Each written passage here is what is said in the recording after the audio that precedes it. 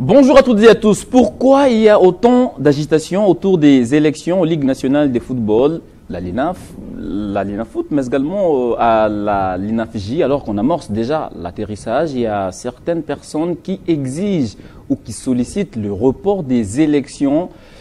Les font-elles à tort ou à raison? Et s'il faudrait aller aux élections, avec quels moyens? Qui finance la commission électorale pour que finalement nous ayons les élections aux dates prévues? Y a-t-il un bonhomme qui peut se lever un bon matin et prendre ces élections à bras le corps? Voilà les questions que nous allons essayer d'évoquer ce matin dans ces prestigieux plateaux d'Au cœur du sport. Mais nous allons également revenir sur un sujet important. Oui, l'actualité. L'actualité, c'est bien sûr les éliminatoires de la Coupe du Monde 2026. Vous le savez, le chemin à parcourir pour atteindre l'Amérique, le Canada, le Mexique sera très long. Mais les Léopards, ils cheminent lentement, cette fois-ci sûrement, vers le Canada, le Mexique, mais également les États-Unis. Nous allons revenir sur leur dernière victoire à Nouadhibou en Mauritanie. Mais nous allons aussi revenir sur le calvaire de supporters congolais qui ont été bloqués à l'aéroport. Vous êtes sur Télé 50 et vous êtes au bon endroit. Au cœur du sport, votre magazine hebdomadaire vient de commencer. Le casting de ce matin, ce sera un trio. Et nous avons l'immense plaisir de recevoir pour vous Fonseca Mansianga, le tacticien. Ça me rappelle un peu l'époque Sangomalam où il a fait le tour des médias. Télé 50, RTGA, Radio Sangomalam pour nous parler de son fameux 4-4-2 à plat et à losange. Bonjour et bienvenue. Bonjour Christian Bokaya, c'est un plaisir pour moi de revenir sur ce plateau de Télé 50 qui m'a beaucoup manqué. Au cœur du sport, ça fait près d'une année que je ne suis pas passé et j'ai trouvé le temps pour passer sur ce plateau. Je suis très content d'y être et de débattre sur le sujet comme vous l'avez évoqué. Quelqu'un m'a dit que vous êtes devenu beaucoup plus agent de l'État que journaliste. Hein? C'est pas bon. Je vais vérifier, je le vérifierai en direct. Ça, on en parlera. Ce n'est pas les liens indiqués, on va en parler en coulisses. Merci beaucoup Fonseca Mansianga et avec vous, on va beaucoup plus parler de cette actualité sur les Léopards. Notre coach sportif, lui, c'est un habitué. D'ailleurs, depuis un temps, on l'appelle coach sportif. J'ai de Luis Coupa. En rouge. Apparemment, vous avez utilisé les couleurs du pays, les couleurs nationales. Bonjour. Bonjour Christian Bokaya. Tout à fait, je suis heureux d'être là. Coach, ça me fait bien d'entendre ces noms. Et voilà, c'est toujours un réel plaisir de revenir ici chaque week-end. Contrairement à Fonseca, moi je suis devenu un habitué. Je suis ravi d'être là avec les couleurs rouges en signe de partage et un signe un peu de paix aussi et des pleurs parce que nous avons des frères et des sœurs qui périssent chaque fois à l'est de la RDC. Et donc pour compatir avec eux, je suis en rouge. Ah ok. Voilà, de soutien à l'est de mon pays. Merci beaucoup. J'ai de Luis Coupa. Le temps de recevoir en dernier Eddie Kankoukadima, tantôt surnommé la voix des sans-voix. Bon, depuis un temps, il ne plaide pas pour les autres. Il est plus concentré sur ses affaires. Qu'est-ce qui ne va pas? Non, mais vous savez que je suis en train de voir avec regret comment est-ce que les équipes, les patrimoines de la ville de Kinshasa sont en train d'aller en décadence. Dragon n'existe plus, DSMP sur une mauvaise pente. Bon, avec Club est en train de danser avec un pied. Ne soyons pas surpris demain de voir que les équipes créées par les individus prennent la place des équipes qui pouvaient faire la fierté de la province ou encore de la ville. Je vois la montée en puissance des PJSK, Maniema Union, Dauphin Noir, les Aigles, Rangers, MK, Kouya, RCK. Ce sont ces équipes-là, dans 5 ans, 10 ans, qui vont prendre, parce que j'ai appris que le général Amissi est en train de construire un centre de l'autre côté de la ville, dans la partie est, un centre sportif. Et s'il ne pouvait pas faire ça dans Vita, il fait ça dans Vita, un matin, le propriétaire de Vita pouvait les chasser. Non, mais il avait le centre Kimbondo. Mais le centre Kimbondo, c'est un patrimoine que les individus ont cédé par compassion, par amour envers leur équipe. Ce n'est pas le fruit du travail au sein de l'équipe. Vous comprenez? Et or, cette histoire devait sortir des entrailles du travail d'un président. C'est un bien qui appartenait au général Amissi et à Papa Kazali qui ont voulu, par amour de l'équipe, céder ça au fonctionnement de l'équipe. malheureusement. Ouais. Et je pense aussi à Inimanie, Papi Mambolé ou Kiza, qui lui aussi souffre de son équipe. L'équipe est en train vraiment de danser. Heureusement que j'ai vu que le Brazzaville a fait quand même. L'équipe est en train de revenir, un tout petit peu. Ouais. J'ai vu face à l'ASV Club, quand même une équipe qui essaye. Ouais. On va encore vérifier au second match si ça sera la même chose. Allez, on va essayer de vérifier lors du second match si ce sera la même chose. Et le second match, c'est déjà pour cet après-midi, au C Renaissance, Daring Club Motema Pembe. C'est le jour du derby, mais la ville est un peu calme là. Comme si il n'y avait aucun événement de grande envergure. Ça fait déjà quelques années qu'on assiste malheureusement à ces scénarios tristes. Ouais. Nous avons l'impression qu'il n'y a plus rien dans le football de Kinshasa, quand vous venez de l'évoquer. Il y a toujours ces combats entre des dirigeants en interne, les Imaniens qui combattent Imana, les Veclebiens qui combattent Veclub. Donc vous appelez Veclubien ou Imaniens, vous combattez votre propre équipe pour des raisons qu'on ne connaît toujours pas. Et les clubs en payent les prix. Aujourd'hui, DSMP, si les Brazzavillois, aujourd'hui, on a vu que quand même l'équipe commence à revenir parce qu'il y a quand même un recrutement avec des Brazzavillois. Nous avons vu le match contre Veclub, ils étaient à la hauteur. Ils ont failli même gagner ces matchs. Après, c'était un derby. On ne peut pas aussi juger la performance de DSMP face à Veclub parce que c'est un derby. Dans un derby, tout le monde se transcende, tout le monde se donne à fond et vous pouvez ne pas imaginer voir un club jouer en football, mais dans un derby, ça se tourne autrement. Et également, contre Renaissance, ce sera également encore un derby. Donc, DSMP, on peut voir que ça marche, mais il ne faut pas juger dans le derby. Il faut attendre des matchs qui n'ont vraiment pas beaucoup d'enjeux sur le plan rival. Je crois que c'est là où on va juger DSMP, notamment contre Rangers, contre Kouya et autres, Céleste, Angevert, etc. Donc, je vais souhaiter bonne chance aux équipes, mais bon, la ville est calme. Renaissance joue contre DSMP. Personne n'en parle. Déjà, on est là sur des réseaux sociaux pour parler des Bukaou, pour parler de Sébastien des Sabres, pour parler de Barcelone, Real Madrid, etc. Mais les championnats nationaux n'intéressent quasiment personne. Donc, c'est quand même triste, c'est la réalité aujourd'hui.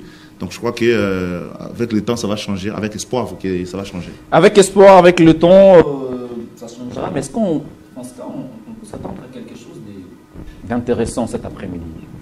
En termes de contenu, en termes d'enjeu, en termes du jeu, entre les deux équipes?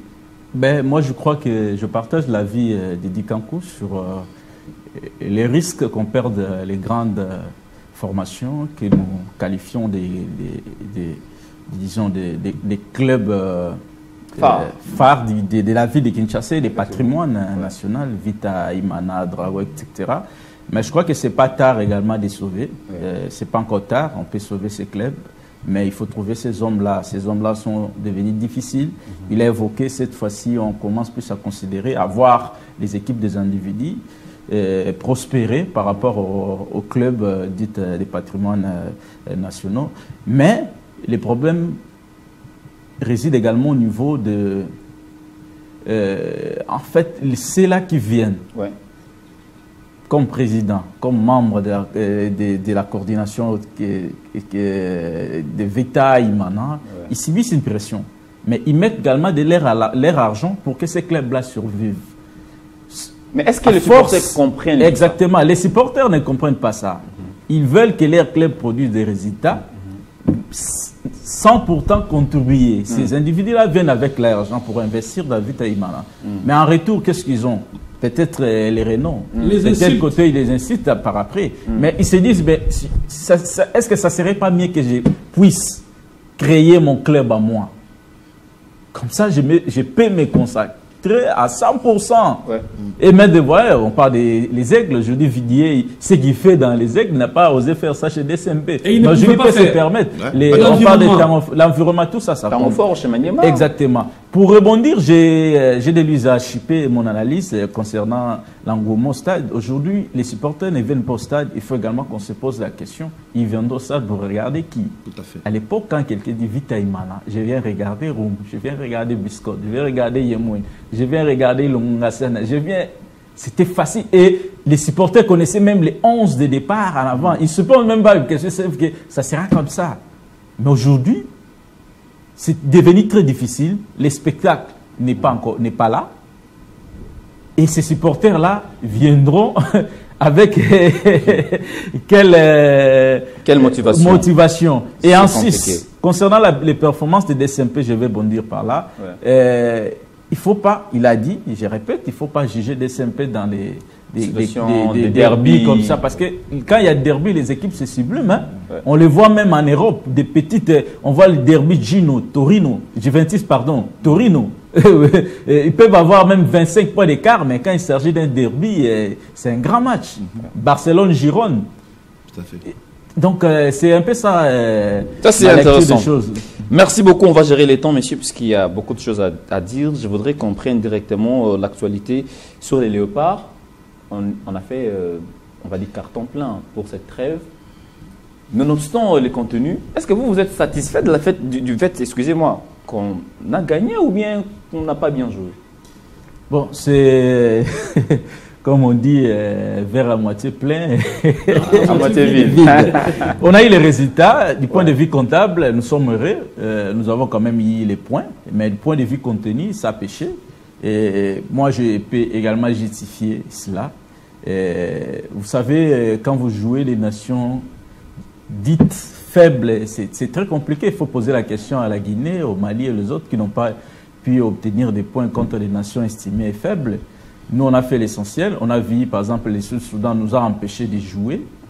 Et nous sommes tombés dans ces rythmes-là. Heureusement pour nous, on a concrétisé notre action. Ouais. Et en Mauritanie, les publics étaient là. C'est pas facile de jouer pas facile de jouer. Mauritanie. Ouais. On avait peiné, je crois, aux éliminatoires de la dernière CAN. On avait fait un but partout, malgré que Bakam également avait coupé un carton rouge. Ouais. La pression était tellement énorme, il fallait que l'équipe puisse gérer ces matchs-là. Et puis, on a marqué de si tôt. Et quand vous marquez tôt, vous êtes à l'extérieur, vous vous posez des questions. Est-ce qu'il faut continuer avec ces rythmes, continuer à jouer ou essayer de gérer les matchs?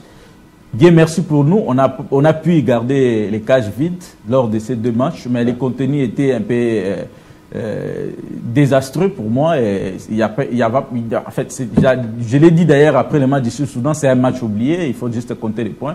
Et on va voir cette sélection face au Sénégal, des matchs avec grand enjeu, avec des équipes bien garnies, et contre également les Soudans qui est exceptionnel. Il faut le signaler, les Soudans jouent quasiment tous ces matchs à l'extérieur. On ne peut pas dire à Benghazi c'est à domicile pour les Soudans, mais les Soudans quand même 12 points. Donc, ce qui veut dire que les Soudans peuvent aller faire des résultats à Dakar, peuvent faire des résultats ici à Kinshasa. Donc c'est à ce moment-là qu'on va juger la capacité des Léopards. J'ai des Luskupa, maintenant c'est vrai, on a gagné. C'était important, mais il y a quand même cette polémique autour de la gestion de l'ossature de Sébastien. Devra-t-il, les techniciens français, céder à cette pression ou tenir vraiment à sa religion, à ses principes, pour que finalement l'équipe puisse progresser? Je crois que de toute façon, Sébastien, ça s'en fout. Ça fout complètement des avis des uns aux autres, parce qu'il a été embauché par l'État congolais pour le résultat. Donc c'est lui le patron de cette équipe, comme tous les entraîneurs d'ailleurs, les grands entraîneurs avec du charisme, ils ont toujours leurs principes, ils défendent leurs principes jusqu'au bout. C'est à lui maintenant d'assumer lorsque ça va bien se passer ou lorsque ça va mal se passer. De toute façon, les grands entraîneurs s'assument. Donc il fait des choix forts, il estime qu'il doit du résultat au peuple congolais. Jusqu'à là, il les fait avec brio. Je ne crois pas que, même si on analysait, c'est vrai, on doit toujours analyser, on doit toujours critiquer là où ça n'a pas marché. C'est le travail de la presse, le travail de tout Congolais qui veut voir du beau football. Mais en fin de compte, les contrats qui lient Sébastien Desabre avec la RDC, c'est qu'il faut nous qualifier à la Coupe du Monde. Et jusque-là, tant qu'il est sur la bonne voie, je crois qu'il est 100% à l'aise, donc il ne peut pas se plaindre. Après, il y a des joueurs qui viennent aussi en sélection, pour la première fois ou qui découvrent à peine la sélection, qui doivent peut-être entrer aussi dans le plan de jeu de l'entraîneur. Sébastien Desabre est arrivé, nous avons tous vu comment il a commencé avec son équipe. Il y avait beaucoup de joueurs qui étaient au début. Merveille Bopé, qui ne revient plus quasiment. Il y avait des joueurs comme Chibola, qui a du mal à revenir. Ouais. Samuel Bassin, je crois aussi, était une fois avec lui, qui n'est jamais revenu. Il y a Omene Kumfulu, qui ne revient plus jamais. Kiasumboa, qui n'a jamais évolué avec des sabres. Mais il y a certains joueurs qui ne reviennent plus jamais en sélection. Peter Kiosapen, il est venu là jouer un match et puis c'était la catastrophe. Il n'est plus appelé alors qu'il est en forme. Donc, il est là pour construire son groupe avec des profils qui arrange son plan de jeu. Moi, je crois que les joueurs comme Ngalaï Moukao, le cas déjà Ngalaï Moukao, par exemple, qui fait beaucoup de polémiques sur les réseaux sociaux, certains disent pourquoi un joueur qui joue la Ligue des Champions... Le gars avait raison, n'avait-il pas raison de se plaindre au regard de son niveau? Par exemple, l'actuel chez Lille, il s'est dit il a pas mal de temps de jeu en club, mais en équipe nationale, même pas 10 secondes. Non, la frustration, elle est normale. Elle est normale. Tout compétiteur aimerait vraiment jouer. Ces matchs-là, ce sont des grands matchs. Tout compétiteur aimerait jouer. Donc, je comprends sa frustration. C'est un garçon de 20 ans, il peut être frustré. Mais après, il ne faut pas qu'il en fasse un problème parce que ça peut se retourner contre lui. De toute façon, les entraîneurs qui ont des principes n'aiment pas des capricieux. Aujourd'hui, si vous ne savez pas, il y a William Balikwisha qui a du mal à revenir en sélection parce qu'il a affiché ce comportement des capricieux, un enfant gâté, etc. Et Desabre ne veut pas gâcher l'ambiance dans son groupe. Il a besoin de soldats qui peuvent les qualifier à la Coupe du Monde, qui sont prêts à aller jusqu'au bout, à jouer, peu importe son football, mais gagner. Et je crois que Ngalaï Moukao, peut-être il a mal agi. J'ai lu une interview réalisée par notre confrère Geneviève Mboa avec le papa de Moukao et que les joueurs a déclaré qu'il n'avait pas supprimé les photos de la sélection de son compte. Il a archivé par contre, il était frustré, etc. etc. Bon, après, ce n'est pas vraiment une attitude pour un professionnel, en tout cas moi je le dis, parce que c'est une sélection nationale. Si c'était en Belgique et qu'il était appelé en Belgique, il allait attendre même 10 matchs sans jouer. Il allait attendre. C'est la RDC, ça ne veut pas dire lorsque vous jouez la Ligue des Champions, automatiquement vous devez avoir un poste comme titulaire en sélection africaine. Non, il faudrait aussi respecter les sélections africaines. Moi, je ne suis pas contre le joueur, je l'aime bien d'ailleurs. Sur mon compte Facebook, j'ai fait des éloges. C'est un garçon très talentueux, il a joué de grands matchs en Ligue des Champions contre Atlético de Madrid, Juventus, des grands matchs, on veut bien. Mais c'est la relève. En Coupe du Monde, peut-être ce sera lui le titulaire.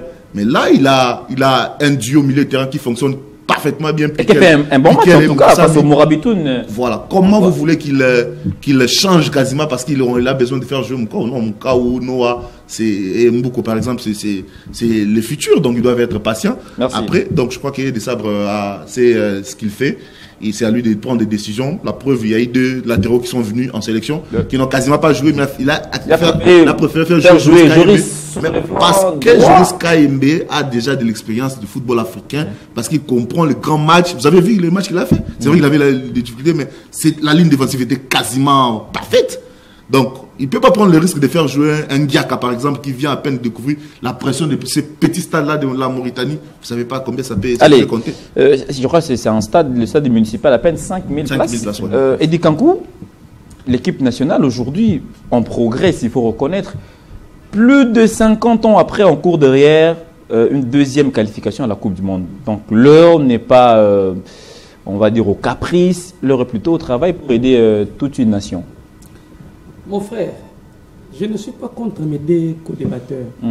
Mais Desabre doit comprendre qu'il est patron aujourd'hui, il est en posture de bien parler, de dire Robeta parce qu'il y a des résultats. Quand ça ne marche pas, il doit assumer. Et il doit assumer, mais quand ça ne marche pas, des fois les entraîneurs sont mal à l'aise. Mais ils le savent.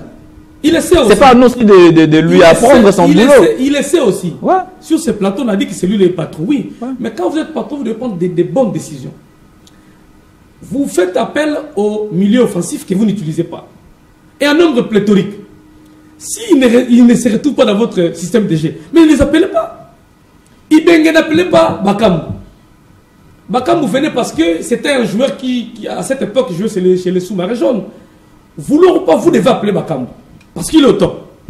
Et dans le plan de jeu de Ibenge, Bakam n'était pas là. Et c'était compliqué jusqu'à ce qu'il y ait une frustration.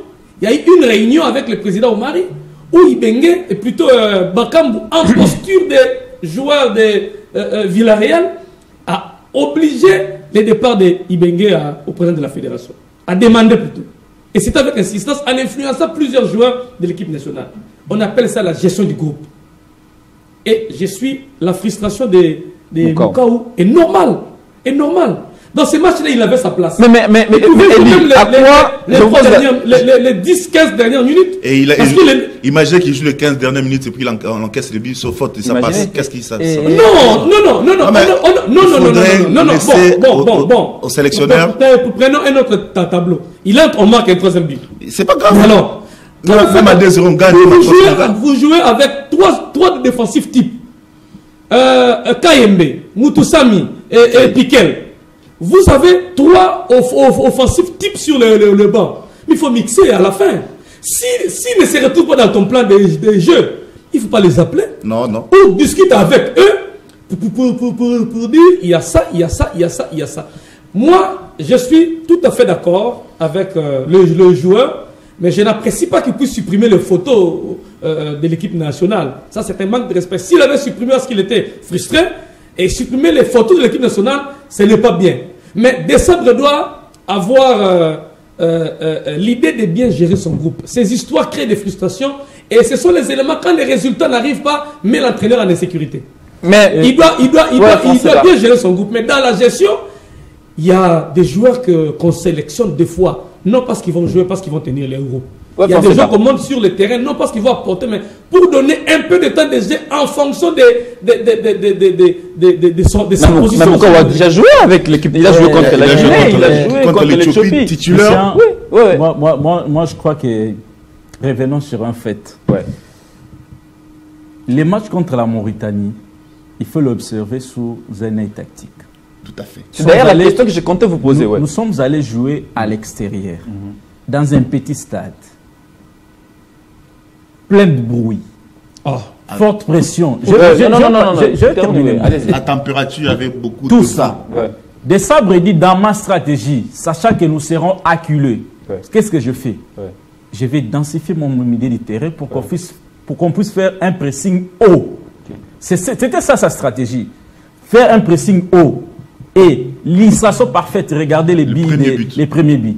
C'est une récupération haute de Edo Kayembe. Aujourd'hui, chez nous, en RDC, nous comptons Kayembe comme un milieu défensif. Ce n'est pas dans cette position qu'il joue à Watford. Pas du tout. Ce n'est pas pour rien qu'il a beaucoup de buts. Il est un milieu offensif.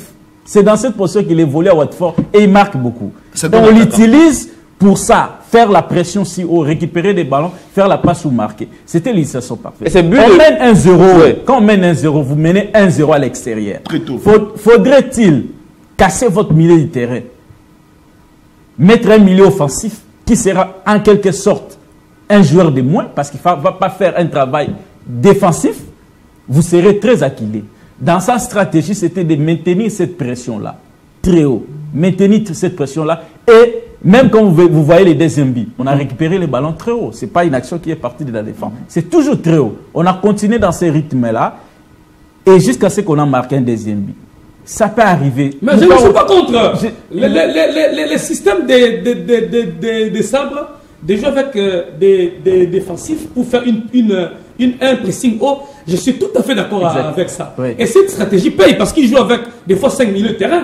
C'est bien pour empêcher l'équipe adverse à développer. Mais quand vous menez, papa, même 5 minutes pour un international, c'est beaucoup. Et dit quand le contexte, 5 minutes, c'est pas un problème. Le contexte, on cherche les résultats. Déjà aujourd'hui, à ce moment-là, nous ne sommes pas. Mais il doit assumer quand il cherche les résultats. Les derniers matchs de Moukao datent de quand?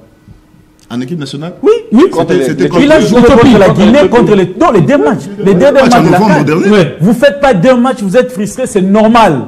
Mais arriver jusqu'à... La frustration, c'est normal. Peut-être qu'il y a des frustrations à l'intérieur qui ne se manifestent pas. Voilà. La frustration, c'est normal. Moi, je ne suis pas contre sa frustration. La gestion maintenant du groupe en termes de frustration. Exactement. Sa frustration, c'est normal. Le plus grand problème, jusqu'à les supprimer. Pour moi, supprimer les photos de l'État, pour moi, c'est comme si un joueur qui déchire les drapeaux. Exactement. Ça, c'est extrême. Exactement. Vous pouvez pas arriver jusqu'à... À l'époque, on sait que les Maswaku, tous ces joueurs-là étaient clics contre Ibenge. Ils étaient frustrés. Mais ils ne sont jamais arrivés à ce niveau-là. Supprimer les léopards et refuser des invitations. Donc ça, je suis parfaitement d'accord. D'un côté, nous reprochons les joueurs. De l'autre côté, nous devons aussi demander à l'entraîneur de bien gérer les groupes. Non, il n'a pas géré les groupes mal. Non, on avance, monsieur. Je ne dis pas qu'il gère mal, mais il y a des frustrations au sein du groupe. Et si la frustration se révèle au grand jour demain, ça va casser les rythmes de la cohésion de l'équipe. Tant qu'on aura des résultats. Allez, ça va. On aura des résultats. Je vais souligner un point. Il y a des temps de vache. Non, je vais souligner un point. La plupart des gens essaient d'oublier. On a tendance à penser que Ngalaya Moukayo c'est un milieu offensif. Non, c'est un milieu défensif, c'est un numéro 6. C'est un numéro 6. Ouais. Donc de la même manière, il va jouer avec le numéro 6. S'il remplaçait Moukayo, c'est un numéro 6 à la base. Donc, son entraîneur Bruno Genesio. Mais qui apporte plus offensif. Mais voilà, il a des atouts. Non, attendez. Son entraîneur Bruno Genesio l'utilise à défaut lorsque le joueur, comment il s'appelle, Ben Talet, je crois, l'Algérien, n'était pas encore disponible. Donc il a les capacités de jouer comme un milieu un peu offensif aussi pour marquer un milieu excentré gauche, il a fait ça plusieurs fois. Mais c'est un numéro 6 à la base. Mais c'est quasiment le même profil des deux, comme disait. Oui, c'est Edo. C'est vrai qu'on le voit défensif en équipe nationale, mais là il joue beaucoup plus un rôle offensif dès le départ comme ça, montrer des attitudes un peu comme ça. Il a pas les temps pour l'équipe nationale. Il n'est pas Yaya Touré. Non, ce n'est pas ça. C'est un bon joueur. Merci beaucoup. Non, mais on doit respecter les drapeaux nationaux. Exactement. Si le coach te met sur le banc, tu dois rester sur le banc. Tu peux être frustré, mais tu ne peux pas faire preuve de tout ce que tu as fait là à 20 ans. Moi, je suis des sables, je t'appelle plus jamais. Non, moi je suis des sables, papa. Non, ça s'exprime. Non, si je suis coach, je gère mon groupe. Je garde tout le frustré. Je pense dans chaque groupe. Je donne un exemple aussi simple. Dans chaque groupe, partout, dans chaque groupe, il y a toujours des. On le manifeste. Même. Je donne un exemple.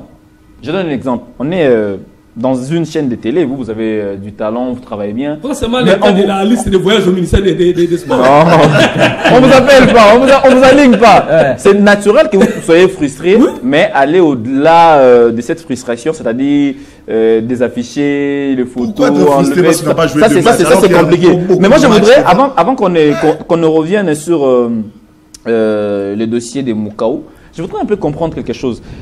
Sébastien, en jouant avec, contre le Soudan, Soudan du Sud, avec un 3-5-2, la peur était de ne pas encaisser ou bien. Il a tout dit dans son explication. 3 centraux, parce qu'il a essayé de varier contre la Mauritanie en alignant Joris. C'est vrai que Joris c'est un latéral gauche, mais il l'a aligné sur le flanc droit. On s'est dit, jusque-là, on ne comprend pas trop. Moi, je pense que c'est en fait, ces classements, je crois que c'était par défaut. En analysant, je crois qu'il n'a pas trouvé Ngakia. Des latéraux, durant les entraînements, il n'a pas eu un latéral droit qui pouvait faire jouer. Bon, il s'est dit, comme je n'ai pas un latéral droit à faire jouer, je passe à 3 défenseurs, sachant que les Sud-Soudanais seront également derrière. Et malheureusement pour lui, je crois les choix à Kinshasa, c'était encore qui est... Bouchiri. Non, les pistons droits. Silas Katopa n'avait pas donné les résultats. Bon, pas aussi aidé par Théo Bongonda, qui tout le temps était excentré au lieu d'être milieu offensif. C'était vraiment un choix, pour moi, hasardeux. Ça n'a pas permis au Léopard de bien jouer également. Et en Mauritanie, je crois qu'il a travaillé avec Joris. Non, et Joris a joué comme latéral droit. Là, on est revenu dans notre typique 4-3-3. On est revenu dans les systèmes qu'il a dit depuis tout le temps. Le Sabre, c'est les 4-3-3. Il a fait jouer Joris comme latéral droit. Et je ne vais pas y revenir. J'ai s'est attardé déjà sur sa performance sur ce côté droit. Même si face aux gros écuries, aux joueurs à gros... Comme le Sénégal, ouais. Le Sénégal, ça sera compliqué pour lui de défendre. Donc, il faut mais c'est vrai, François, vous gardez la main. Allez-y. Oui, je disais, il faut qu'on trouve les latérales. On a un très sérieux problème. Mais nous avons Ponzebe, des fois, il est là, des fois aussi Kalou. Oui, mais il est blessé. Mais les deux pourront revenir. Mais exactement. Le coach, je pense, il ne peut pas changer toute sa philosophie de jeu parce que 2 joueurs sont blessés. Il s'est adapté momentanément, s'adapter et puis revenir à ses anciennes habitudes. Mais le problème avec des centraux, est-ce qu'on a un central qui peut faire latéral droit? Mbemba, mais Sacha qui n'a pas le temps de jouer. Lui faire le travail d'un défenseur central et d'un latéral droit, c'est pas les mêmes.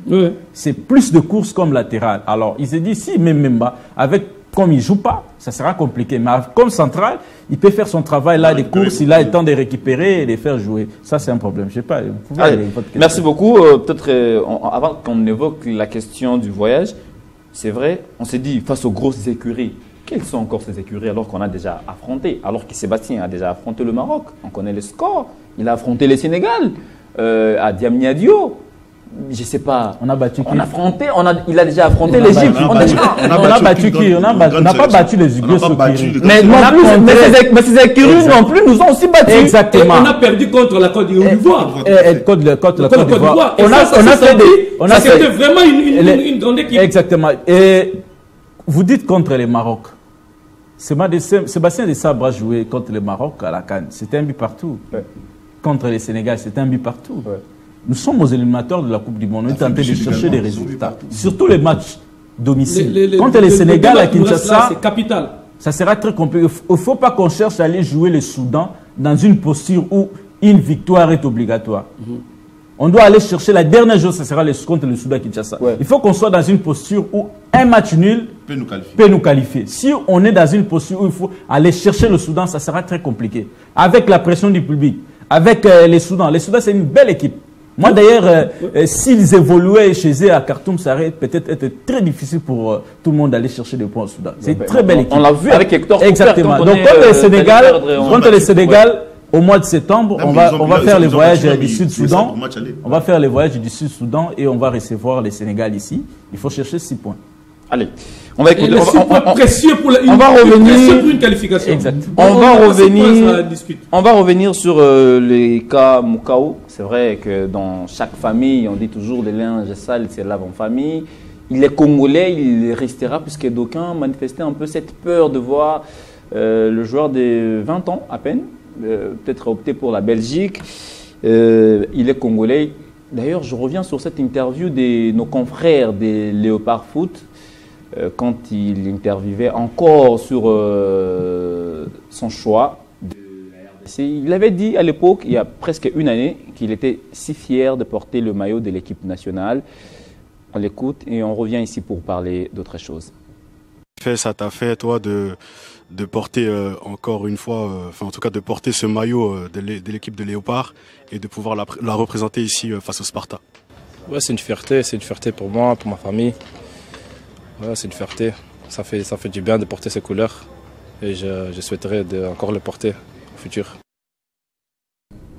On a juste sélectionné ça. Il s'est dit c'est une fierté pour lui de porter ce maillot. Je pense que nous aussi journalistes, on ne devrait pas trop alimenter ces débats. Moi, je suis très sûr. On devrait par contre. Moi, je suis très. On devrait parce que c'est moi je voulais dire. Là aussi.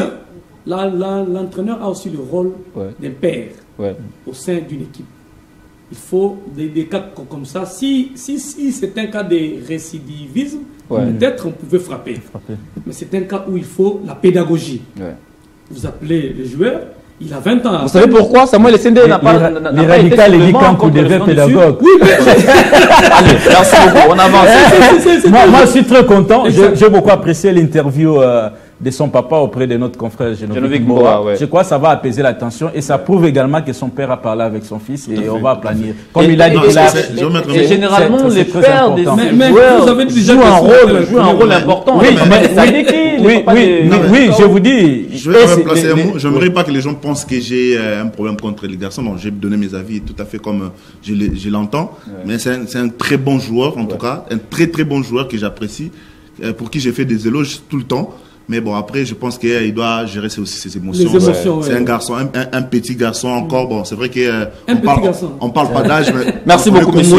À 20 ans, tu es encore gamin. Bon, après, c'est un professionnel qui doit aussi avancer. Merci beaucoup. Ça, vous avez dit, on avance, parce qu'il y a beaucoup de choses à dire. Il y a tellement de choses à dire. Là, nous faisons déjà la course contre la montre. Il y a aussi, parce que nous sommes dans les éliminatoires de la Coupe du Monde, c'est calvaire, parce que vous avez la main.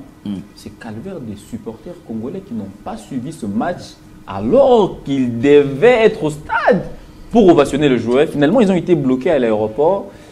Ça fait mal. Ça fait très mal, mais ce sont des cas qui arrivent souvent en Afrique. Nous avons vu l'équipe nationale du Nigeria qui a été bloquée, l'équipe vraiment, qui a été bloquée à l'aéroport en Libye. C'était en Libye. Ils n'ont pas pu jouer. Puis finalement, la CAF avait décidé de sanctionner la Libye. Il y a plusieurs cas comme ça. Même les Gabons bloqués en Gambie, etc. Mais bon, le cas de la RDC était un peu différent. Pourquoi? Parce que on ne peut pas rejeter toute la responsabilité à la Mauritanie, que la Mauritanie nous a bloqués, etc. Mais la responsabilité incombe aussi aux dirigeants de la RDC. Pourquoi? Parce que déjà, c'est un cas, un deuxième cas déjà, avec la délégation. La première, je crois, le premier cas, c'était lors du match entre la RDC et la Guinée, c'était en Côte d'Ivoire. La délégation congolaise est allée jusqu'à l'aéroport d'Ndjili. Finalement, il y avait problème de visa, problème de déplacement. Les gens sont rentrés.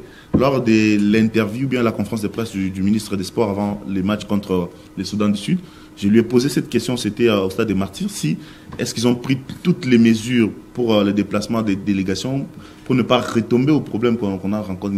Il a rassuré devant le micro de tous nos confrères qui étaient là, que voilà, nous avons pris des mesures, etc. Mais à comprendre la situation, finalement, on découvre qu'il y a quand même problème de compétences aussi autour du ministre des Sports. Parce que le ministre lui-même ne peut pas tout faire. Il a ses services, il a des personnes qui l'accompagnent à réaliser certains problèmes. Mais dans ces cas, il y a eu incompétence quelque part, puisqu'il est conseiller des ministres pour cette mission. Certains ont failli, n'ont pas pris les visas à temps. Il y en a d'autres qui ont pensé qu'il est sur place, il allait avoir des visas. Ils n'ont pas fait les choses dans la règle, parce que nous avons entendu d'ailleurs. Ils pensaient ou ils étaient rassurés qu'en arrivant à Nouadhibou, ils obtiendraient des visas. On n'est pas rassuré d'avance lorsque vous jouez un match qui engage une équipe nationale. Il devrait laisser à la fédération congolaise de football d'écrire à sa fédération sœur de la Mauritanie. Comme ça, c'est un processus qui se passe entre des fédérations. Et puis la CAF est au courant. Donc, ça aurait facilité. Moi, j'ai travaillé au cabinet du ministre Serge Konde, vous le savez. Ouais. Nous avons eu aussi à faire des déplacements. Donc, ça s'est passé toujours. Vous passez par la fédération, vous écrivez à la fédération qui va écrire à sa fédération homologue. Et c'est là qu'on va vous faciliter les visas, parce que c'est un document officiel qui vous facilite les choses. Mais après, aujourd'hui, le service du ministre Boudimbo, on n'a pas fait les choses bien. Et nous avons vécu ce que nous avons vécu. La délégation a passé une nuit à l'aéroport, ils n'ont pas suivi les matchs, ils sont rentrés avec tout ce qu'il y a comme les informations. Bon, bref, c'est quand même triste, mais à la prochaine, il faut arranger, puisqu'il y a la CAN U20 au mois d'avril en Égypte. L'Égypte, c'est parmi les pays africains le mieux organisé en matière administrative. Donc, vous ne pouvez pas faire vos histoires, vos histoires d'amateurisme avec eux. Donc, s'il est temps maintenant au ministre et ses services d'arranger les vins tirés, il faut les boire. On ne va pas continuer à amplifier. Mais c'est arrivé, le ministre doit vraiment tirer des leçons pour que prochainement nous assistons à une organisation parfaite. Mais l'autre problème aussi, c'est le fait que nous voyageons, où la délégation congolaise voyage toujours le jour du match. Pourquoi ne pas le faire un jour avant ou 2 jours avant? Pourquoi toujours? Parce que si on partait par exemple à un jour du match et qu'il y a blocage, on peut voir comment décompter la situation, mais vous arrivez à quelques heures du match. L'histoire des voyages en RDC, Jean-Louis Fonseca l'a décrié dans le groupe Grande Gueule, ça ne dépend pas du ministre, c'est l'État qui prend en charge. Nous étions avec lui dans le cabinet du ministre Chembo, que je salue. Des tristes mémoires. Non, d'heureuses mémoires. Ça dépend. Ça dépend, vers à moitié vide. D'heureuses mémoires. C'est le père des sportives. Allez-y. Les états généraux de Mbouela Lodji. En fait, quand vous introduisez les états de somme au niveau de l'État, vous attendez les décaissements. Et vous ne pouvez pas prendre l'avion sans l'accord de l'État. L'État doit d'abord accepter et pour partir. Mais ça devient une habitude où on ne voyage que les jours du match. Ce n'est pas normal. Vous ne pouvez pas voyager les jours du match et prétendre avoir toute la documentation avec pourtant, vous. Pourtant, dans l'ordre de l'élection, c'est peut-être que 2 jours. 3 jours. Mais comment ça se fait que la question maintenant, si le ministère des Sports avait tous les moyens pour affréter l'avion, partir avant et revenir, on presse plus pour le joueur. Mais pour les supporters, c'est compliqué. Parce qu'avant de prendre l'avion, l'État doit s'engager. Si l'État accepte de prendre en charge, le transporteur vous prend. Sans engagement, on ne vous prend pas. Mais les ministres doivent tout faire pour résoudre cette affaire. Nous ne devons pas toujours voyager le même jour. Les cas échéants, parce que j'ai suivi un audio qui a fuité. C'est l'amateurisme des conseillers du ministère des Sports. Tout à fait. L'amateurisme. Ils ont déjà expérimenté dans les cabinets qui n'utilisent pas. J'ai entendu les noms de Maître Makengo avec les secrétaires du cabinet, l'audio que j'ai suivi d'Africa News avec notre aîné Achille Kadima, cet audio a fuité. Dans la conversation, c'est un secrétaire du ministre qui parle d'une conversation avec les DIRCAB et les conseillers Alain Makengo, ancien de l'ISPED. Vous comprenez? Non, pas ancien, il est toujours là. Je ne savais pas. Donc, vous comprenez que les personnes qui ont géré les dossiers dans cette conversation, j'ai senti l'amateurisme. Alors qu'il y a un certain Dixon Yala qui est là. Expérimenté. Expérimenté en matière de voyage. Plus d'une fois, nous sommes allés avec lui en voyage, on n'a jamais eu de problème. On ne l'associe pas, on donne les dossiers aux amateurs, et c'est le ministre qui a honte. Et on ne doit pas avoir honte de les dire. Les amateurs ont géré les dossiers. Quand il dit que dans les documents, on ne parle pas des visas volants, on ne parle pas. Mais on parle des visas de tourisme. On parle des. Papa, vous allez pour le tourisme. Vous allez avoir une note verbale sur place. Donc ça sent l'amateurisme au niveau du ministère des Sports. Ça signifie que ceux qui entourent les ministres ne sont pas expérimentés en matière de voyage. Alors que dans les cabinets, il y a des personnes qui ont fait 2-3 cabinets et qui ont organisé des voyages, qui savent bien le faire. Et ils ont fait ça très bien. On dit souvent que la fierté d'un chef repose sur la qualité de ses collaborateurs. Et Boudimou a eu des mauvais collaborateurs pour ses voyages. Et c'est lui qui a honte. On va taper sur le ministre. J'ai vu même les gens être incapables de défendre les ministres dans le groupe parce que, noir sur blanc, le ministère des Sports est responsable de la situation. Et ce n'est pas le premier forfait. Ouais. Ça, c'est le 3e cas. Merci beaucoup. Pourquoi ça doit arriver? Et ça doit cesser. Ouais. Les gens doivent voyager. Si c'est trop, c'est un jour avant les matchs. Tout à fait. Un jour, pas les jours du match. Vous allez dans un restaurant. Je me dis, les journalistes qu'on amène là dans la délégation, c'est vrai de nous amener, c'est bien. Mais vous arrivez à 3 h du match, fatigué, vous n'avez pas pris le temps d'apprêter le matériel. L'accréditation, tout ça. Comment accéder au stade? C'est difficile que les téléspectateurs ou les Congolais soient servis. Parce que, voilà, et les journalistes et les animateurs arrivent à quelques heures du coup d'envoi. Les Kinois disent quoi? Oh, est commis déjà. Il dit qu'en quoi dit 3. C'est 3 ans. Déjà, le match de la Tanzanie, c'était pareil. En un mot, amateurisme. J'ai été ébahi de suivre les explications de Maître Alain Makemo dans Grande Gueule, expliquant la procédure ou les processus pour ces voyages. C'est venir encore enfoncer les ministres. Il s'agit d'un ordre de mission pour aller à l'étranger. J'ai déjà parlé ici. Après les cabinets, il faut que la fédération soit associée. La fédération va saisir la fédération sœur. La fédération sœur va saisir leur ministère des Affaires étrangères. Et puis, les supporters qui doivent se déplacer doivent être identifiés. En saisissant là, les supporters doivent être identifiés tel et dit qu'au numéro de passeport, c'est ici.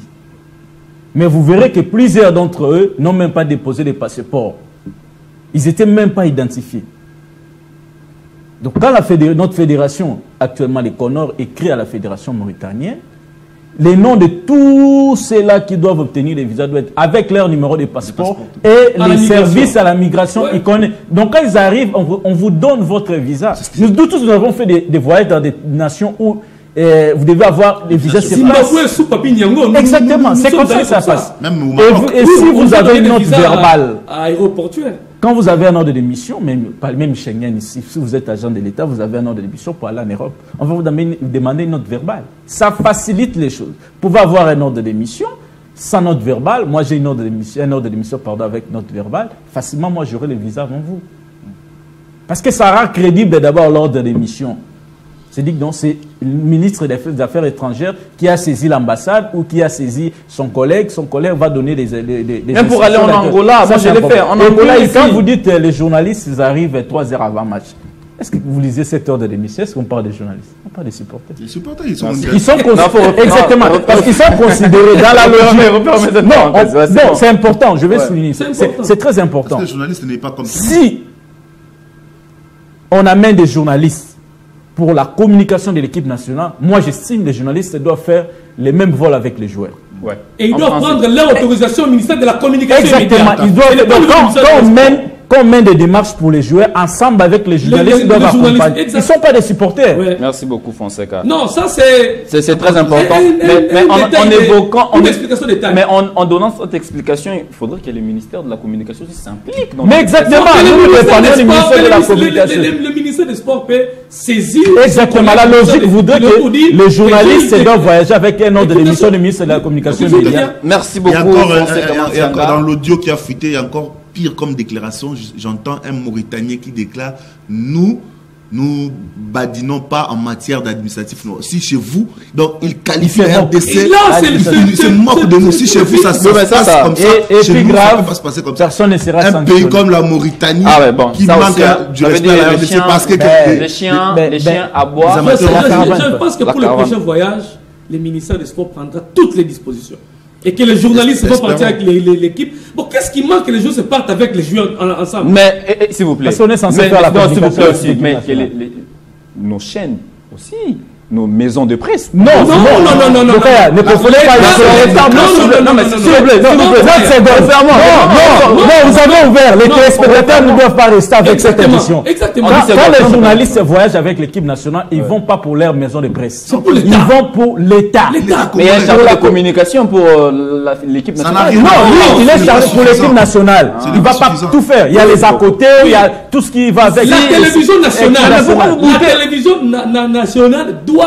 Parce que si les journalistes vont accompagner l'équipe nationale, monsieur, allez, merci beaucoup. Je vous retire la parole. Merci. On va vous donner des visas compliqués. C'est vrai que ça ternit l'image du pays. Il y a des photos qui ont fait le tour du monde. Il y a des audios. Mais on s'est dit c'était aussi important d'enregistrer les gens et de faire fuiter les audios. Quand vraiment on aime son pays, on peut à la limite les images qu'on sort. À un moment c'est très important, sinon on n'en parlait pas. Non, mais je pense qu'elle ne va jamais changer. Je pense que nous aussi, on devra dénoncer pour que ça change. Merci beaucoup, messieurs. Merci à vous, chers téléspectateurs. Nous amorçons l'atterrissage dans cette émission. Beaucoup de messages. Il y a un écran géant placé, en fait, je ne sais pas si c'est dans quelle commune précisément. On nous signale que Ramsès Mbala, voilà, c'est comme ça qu'il s'appelle, avec beaucoup de téléspectateurs qui suivent au cœur du sport comme un match de football. Ça, c'est intéressant. On vous salue là où vous nous captez. Et voilà, je disais qu'on va prendre la dernière thématique, messieurs. Il y a élection aux ligues nationales, l'INAF, l'INAFoot, l'INAFJ. Si à la l'INAFJ, c'est, voilà, on s'est dit, il y a un candidat qui dont le chemin est totalement balisé. Ce n'est pas peut-être le cas au niveau de la l'INAFoot et l'INAF. Pourquoi Eddy Kankou, aujourd'hui, on s'est dit, beaucoup de personnes, beaucoup de langues réclament le report des élections, alors que nous sommes, on va dire, à moins d'une semaine des élections au niveau des ligues nationales? Les personnes qui réclament les reports des élections sont des personnes qui n'ont plus le contrôle et ils ne savent plus avec quel pied danser. Ils étaient très sûrs. Et une fois sur ces plateaux, je l'avais dit, que les membres du CONOR ont l'intention de ne pas organiser que les élections ne s'organisent pas pour qu'ils se maintiennent encore au pouvoir parce qu'ils ont senti le goût de rester au pouvoir et le goût de ceux qui entourent le pouvoir. Ils ont plus d'une fois bloqué la commission électorale. Pour que la commission électorale puisse avoir un bâtiment, il a fallu que le ministre Boudin puisse donner. En conférence de presse, j'ai posé la question au ministre Boudin pour les garanties qu'il avait auprès du CONOR. Et je l'ai supplié en tant qu'autorité politique d'avoir les garanties sur la tenue de ces élections. Il m'avait rassuré que les membres du CONOR n'avaient pas l'intention. Et aujourd'hui, je vous dis, monsieur le ministre, ils ont maintenant l'intention de se maintenir au pouvoir. Aujourd'hui, au niveau des... Il y a deux dossiers.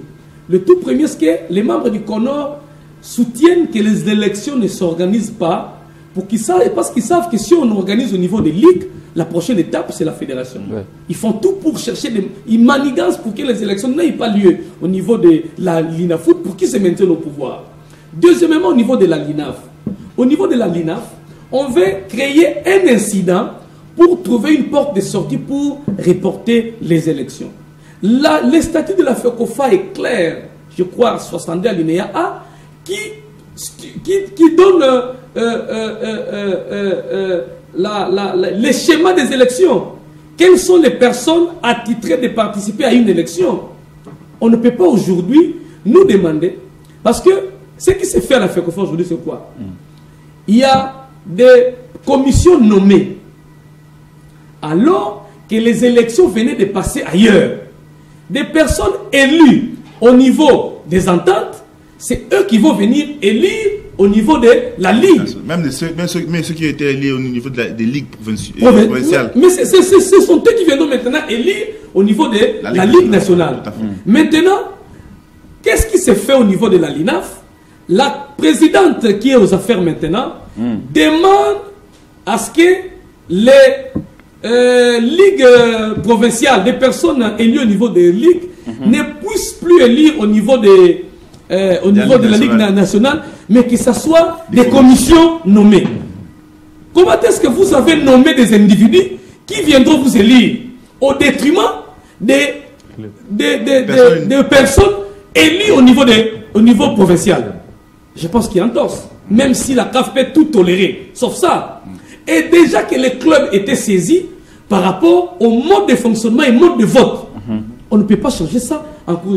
Quelle est cette lettre qui peut être au-dessus des statuts révisés de la FECOFA? Bien que ces statuts ont aussi beaucoup de problèmes en matière d'interprétation des lois, mais nous devons nous en tenir à ce qui est écrit au niveau des statuts. On ne peut pas aujourd'hui, on ne peut pas d'abord reporter les élections, parce que les reports des élections, c'est l'apanage de la commission électorale.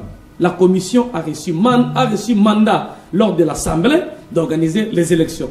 La commission n'a rien dit. Comment vous allez vous organiser pour reporter les élections? Nous devons organiser ces élections mais M. Deluce Coupa, avec les textes qui existent. En fait, nous devons organiser les élections avec les textes qui existent. Le mot d'Edi Kankou, mais devra-t-on aller aux élections pour y aller, ou si le temps ne nous permet pas, reporter pour mieux se préparer et avoir de bonnes élections? Il n'y a pas raison de reporter les élections. Le calendrier électoral a été établi déjà, tout se passe bien. Je ne vois aucune raison qui va faire en sorte qu'on reporte les élections aujourd'hui. On va reporter les élections. Pourquoi? Il n'y a pas de raison. Il n'y a pas de raison, aucune raison. Les candidatures ont été déposées, la commission de recours a déjà évalué les candidatures. Voilà, on doit publier la liste définitive, je crois, aujourd'hui ou après-demain. Les temps courent toujours bien, comme les élections vont se passer bon train, et puis nous allons passer à l'étape suivante, bien la dernière étape qui est la Fédération congolaise de football. Moi je crois qu'en ce moment il n'y a aucune raison de reporter des élections, seulement que nous savons que les élections se jouent sur plusieurs tableaux, sur plusieurs cartes. Il y a des personnes qui soutiennent leurs candidats et candidates, qui sont un peu influentes, qui veulent voir qu'aujourd'hui, que ce soit mon candidat qui doit être là pour bénéficier des avantages plus tard. Ça se passe. Ce sont ces personnes-là en manque de position qui veulent influencer les choses de manière un peu, je dirais, rocambolesque. Puisque j'ai suivi le président de la commission électorale sur les antennes des Univers Group. Il a dit que tout est mis en place. Ils ont été élus. Le membre de cette commission électorale, eux d'abord, ils étaient élus. Ils ont cette légitimité. Et puis, ils ont organisé les élections à partir des cercles, des ententes, au niveau de la base, des ligues provinciales. On est arrivé au niveau des ligues nationales. Il n'y a aucune raison pour qu'il n'y ait pas d'élection. Si certains candidats se sentent qu'ils sont en position de faiblesse parce qu'ils sont puissants, ils veulent manigancer certaines choses pour bousculer les choses, moi je dirais que c'est de la mauvaise foi. Mauvaise foi parce que on veut favoriser les intérêts à la place du football, l'intérêt qui est le football. Aujourd'hui, les animateurs sont là, tout le monde s'est porté garant. Il y a des candidats qui sont là. Donc si tu penses que tu peux changer les choses, va aux élections, affronte ton adversaire et puis on va voir qui va gagner. Viens avec des projets, défends ça. Et c'est tout ce qu'on veut. Ça fait aujourd'hui 3 ans, bientôt 4 ans d'ailleurs que le comité de normalisation est installé. Ça fait beaucoup. On ne peut pas avoir des subventions de la FIFA parce que c'est un comité de normalisation. Et ce n'est pas un comité exécutif. On ne peut pas faire respecter certains projets parce que ce n'est pas un comité exécutif. Il y a beaucoup de choses qui se font. Aujourd'hui, on ne sait même pas mettre en place un projet à long terme pour notre football parce que le Conor n'a pas cette mission-là. Vous voyez que dans les 5 prochaines années, nous ne savons pas ce que nous allons faire de notre football. Et c'est compliqué. Qui reste là. Je crois que nous sommes arrivés au dernier virage. Le dernier virage, c'est organiser les élections au niveau des ligues. À la Ligue nationale de football des jeunes, il y a un grand frère qui est là, Zéphir Kaninda, qui a aussi peiné par le passé à organiser le football des jeunes parce qu'il n'avait pas vraiment trop de soutien. Il a aussi appris beaucoup et aujourd'hui, ça commence à prendre un peu de la forme. C'est le candidat, je dirais, un peu idéal pour ce poste, vu qu'il n'a vraiment pas trop d'adversaires. Après, il y a des ligues nationales de football féminin et la Ligue nationale de football qui est la Ligue Foot. Alors, je pose cette question à Fonska Mansianga. Pourquoi il y a autant d'agitation alors qu'on savait qu'il y avait un calendrier bien élaboré, le processus électoral était déjà en cours, mais arrivé au dernier virage, il y a beaucoup d'agitation. Comment vous expliquez tout cela? En une phrase, l'époque est révolue. c'est pas tout le monde qui est prêt à aller affronter les adversaires dans les urnes. C'est pas facile les élections. Au début, on se croit, comme je suis l'actuel dirigeant, c'est à moi de dicter tout. Et moi, j'ai l'impression, je suis sûr de moi-même que je ne suis pas dans les faux, qu'il y a une forte pression sur la commission électorale. Je trouve que ces gens-là sont intègres et ça dérange. Je trouve qu'avec ces gens-là, on ne va pas manipuler les choses. Et pour qu'on puisse manipuler, cherchons un rapport. Et la finalité, vous verrez, ils vont commencer à réquiser la commission électorale, mais ça ne sera pas le cas. Oui. Je viens de le dire ici, ils ont été élus, ces gens-là. Et ils maîtrisent les textes. Ils ont les textes, ils vont ne faire appliquer que les textes. Aujourd'hui, solliciter un rapport, pour quelle raison? Pour quelle raison? Cette agitation ne se justifie pas. Moi, je serais d'ailleurs content de voir quelqu'un qui veut légitimiser son pouvoir, quand vous êtes nommé, en tout cas, vous n'êtes pas pour moi un légitime. Hein? Pas du tout. Il faut être élu et vous êtes porté par les ligues, vous êtes porté par les clubs, vous avez la légitimité. Et à ces moments-là, vous saurez bien diriger. Aujourd'hui, il n'y a pas question de s'agiter. Il faut qu'on aille en campagne électorale. Et les candidats sortants doivent présenter leur bilan. Parce qu'il y a un candidat sortant. D'ailleurs, dans le calendrier qui est devant moi, on dit campagne électorale et débat contradictoire le 31 mars. Dans 2 jours, lundi. Lundi, c'est la campagne. Et on doit afficher aujourd'hui. On doit afficher aujourd'hui. Parce qu'aujourd'hui, c'est la publication des listes définitives. Les 29. On doit afficher aujourd'hui. Les 30. Non, c'est les 30. Demain dimanche. Ouais. 30. Lundi, on commence la campagne. Et les candidats sortants doivent nous présenter son bilan. Ce n'est pas un projet. Les sortants ne présentent pas un projet. Qu'est-ce que vous avez fait? C'est à partir de ce que vous avez fait que les électeurs avoir encore la confiance. Des choses. Si vous n'avez rien fait, c'est zéro. Et les candidats entrants, ils doivent présenter les projets, un projet concret. Qu'est-ce que vous allez faire? Réaliste. Et les électeurs vont départager. Et comment vous êtes candidat et vous vous agitez? Et quand j'observe, c'est un seul camp. Allez. À la Ligue nationale de football féminin. On avance. Non, je vais chuter, Christian. Ouais, allez-y, je vais épuiser ma matière. Ouais, allez-y. Allez-y, accordez. 10 secondes, je pense. Non, mais allez-y. Non, mais même 45 secondes. Ça fait longtemps quand même qu'on vous a sur un plateau. Merci beaucoup. À la Ligue nationale de football féminin, l'agitation s'observe autour de la candidate sortante. Parce que déjà, les gens ont remarqué à travers ces élections qu'il y a usage de faux sur son identité. Wow. Nous sommes les Bantous. C'est intéressant. On s'identifie plus par les noms, post-noms, prénoms. En justice, en droit, quand les noms sont immuables. Oui, mais donc aujourd'hui, je ne peux pas me lever. Moi, je me présente Fonseca Kuzuka Marina. Non, c'est une autre personne. Je m'appelle Fonseca Mansianga Kuzukam. C'est pareil avec la candidate sortante. Elle se présente Olive Kiloa.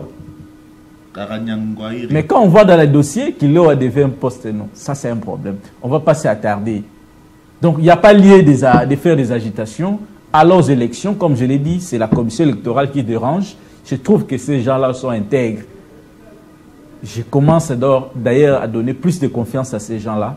Et lundi, on commence la campagne et on aura des élections. Et puis, parce que vous parliez de ces caractères des droits, les noms est immuables, ça me rappelle une notion à l'école, je crois en G1. On dit les noms ne peuvent pas avoir un caractère injurieux. Et on avait donné des exemples. Je ne voudrais pas citer ici. Exactement. Ça voudrait dire que c'est c'est vraiment sérieux ce que vous êtes en train de dire. Ce sont des notions que j'ai apprises il y a longtemps. Exactement. En disant cela, ça m'a rappelé encore. C'est sérieux ça. Et si vous allez même au tribunal de paix pour faire ce qu'on appelle le jugement supplétif, pour qu'on corrige votre nom, on va voir votre nom si ça a un caractère injurieux. Vous ne pouvez pas vous lever comme ça. Kankou a son nom qui n'a pas un caractère injurieux. Non, je ne suis plus Kankou, je vais devenir tel. Non.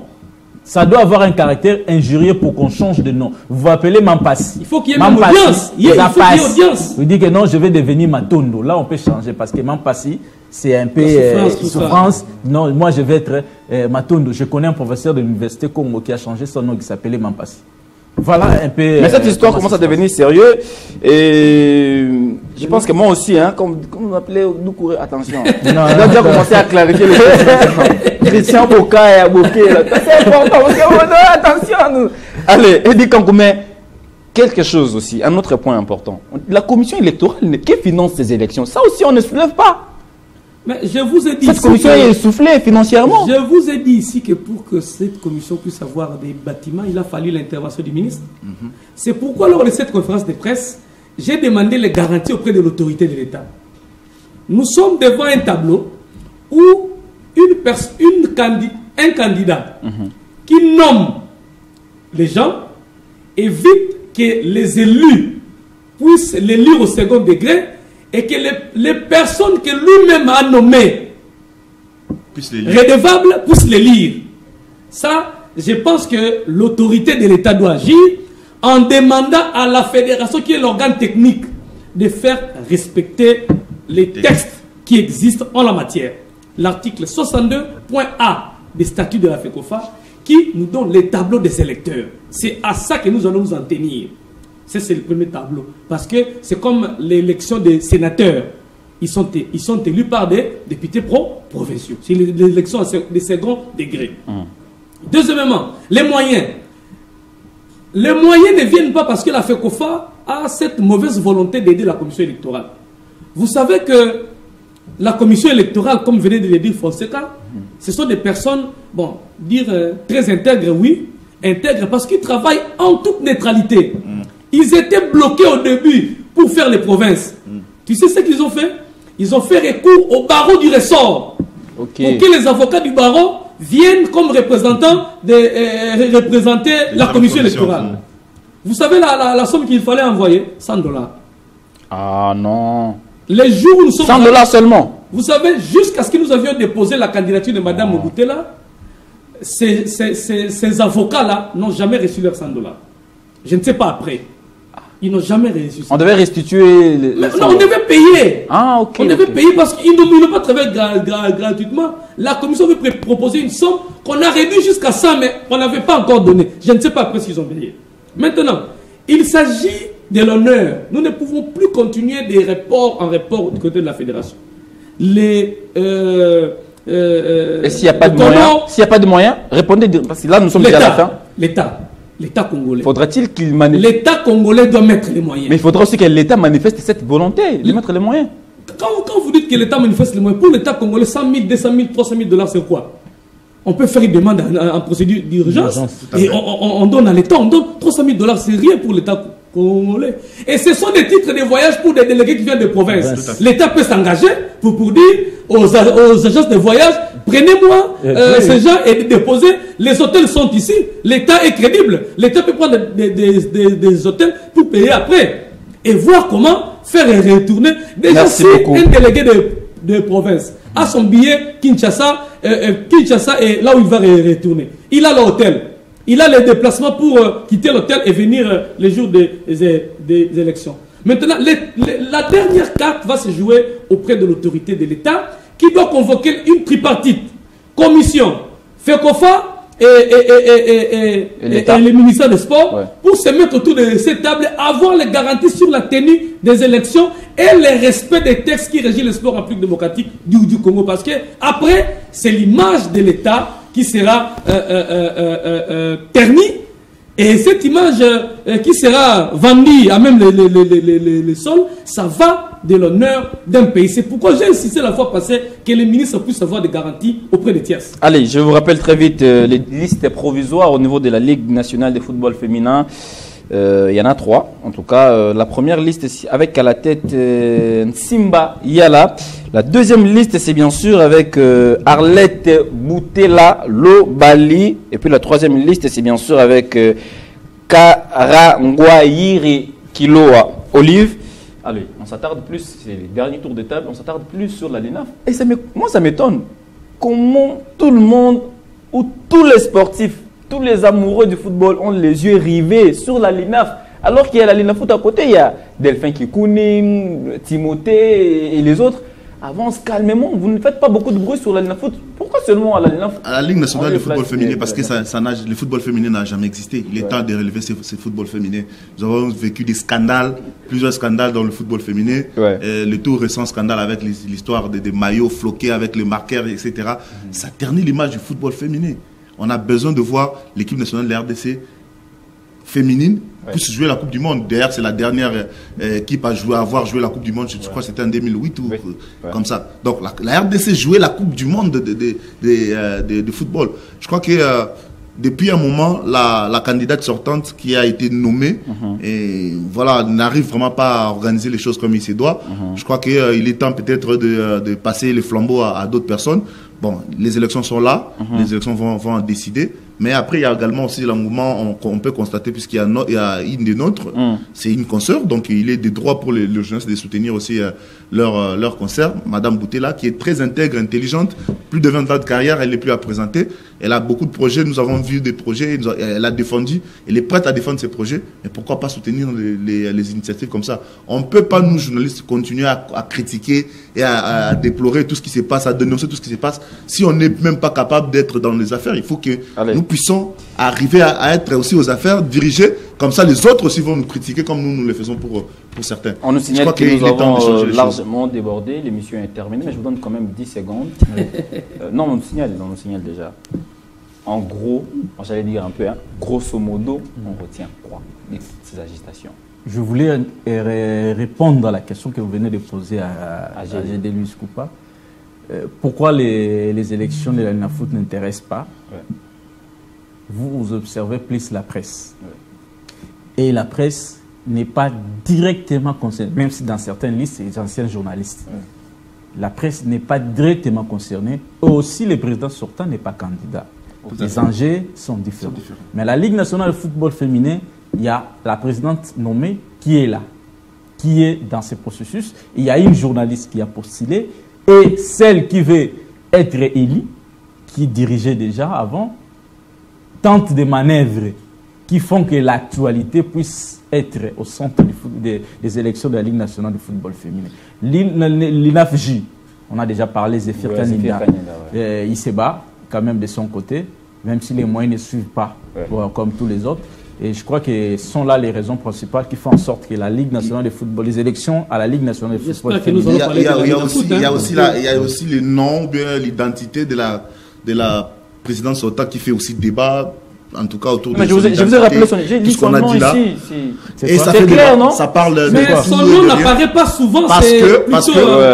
Pourquoi ça fait débat? Parce que la madame Olive Kanyangawire a été amenée par Monsieur Théobald Binamou. Elle est amenée à la FECOFA par Monsieur Théobald Binamou, lesquels qui s'affichent aujourd'hui ouvertement avec les M23. Qui est membre de M23. C'est un raccordement, donc tout le monde craint un peu ce rapprochement entre la candidate et un des leaders de M23. Donc il faut surveiller. Merci beaucoup, mais attention, il ne faut pas aller au-delà parce que là je vois même qu'il y a des plaintes déjà qui circulent.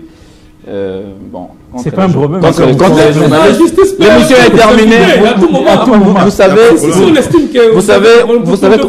Vous savez très bien qu'on ne parle pas au même moment que les présentateurs. Ce sont les commentaires. Quand les présentateurs jettent l'huile dans le feu, l'émission est terminée. Je vous rappelle très vite le chronogramme ou le calendrier de ces élections. Au niveau d'abord de la LINAF, il y a publication des listes définitives, je crois, pour toutes les élections, en tout cas. Le 30. Ça veut dire ce dimanche, la campagne électorale et débat contradictoire le 31 mars, ça ira jusqu'au 2. Et puis le 3, il y aura élection à la LINAF, à la LINAFOOT bien sûr, ce sera le 4 avril. Et puis, à la LINAFJ plutôt, excusez-moi, c'est les 3. À la LINAF, c'est les 4. Et puis à la LINAFOOT, c'est bien sûr les 5, j'espère, ou nous espérons que le samedi prochain, on reviendra sur ce plateau avec les nouveaux des élus au niveau des Merci beaucoup. L'émission est terminée. Merci d'être venu, messieurs. C'est moi.